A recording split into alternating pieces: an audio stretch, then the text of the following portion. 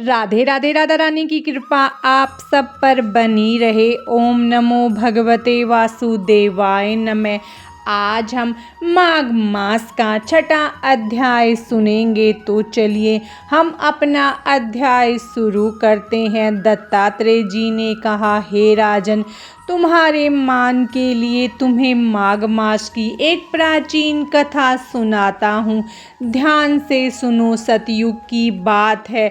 एक धनी वैश्य जिसका नाम हिमकुंडल था, वह वैश्य अत्यंत पवित्र आत्मा युक्त सत्यवादी व्यक्ति था। वह व्यापार भी अत्यंत ईमानदारी तथा साधारण लाभ के साथ ही करता था। उसका व्यापार दिन प्रतिदिन बढ़ता गया तथा वह अन्न, तेल, घी, लकड़ी के साथ साथ गाय, घोड़े तथा पशु आदि का भी व्यापार करने लगा। व्यापार के साथ साथ वह ईश्वर आराधना में लीन रहता, मुक्त हाथों से दान करता, घर आए साधु तथा मेहमान की सेवा करता था। माघ स्नान, व्रत, दान आदि नियमानुसार करता था। कालांतर में उसने व्यापार में सहस्त्रों स्वर्ण मुद्राएं कमाई तथा वह अपनी कमाई का छठा भाग धर्म कार्य में व्यय करने लगा।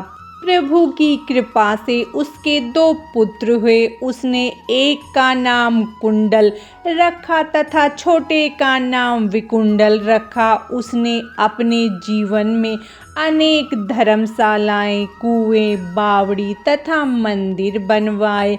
शैन शैन वह वृद्ध अवस्था को प्राप्त हुआ। अब उसके पुत्र युवा हुए तो अपना घर तथा व्यापार पुत्रों को सौंपकर स्वयं तपस्या करने के लिए वन में चला गया।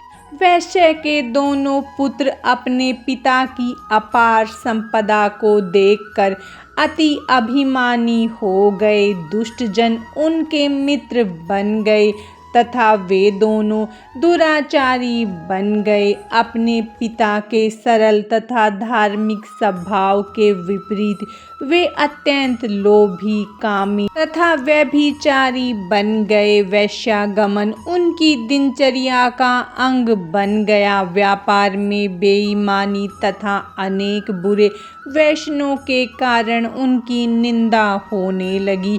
अनेक ग्राहकों ने उनसे संबंध समाप्त कर दिए तथा उनको व्यापार में निरंतर हानि होने लगी। अपने बुरे आचरण के कारण उनका धीरे धीरे धन समाप्त हो गया।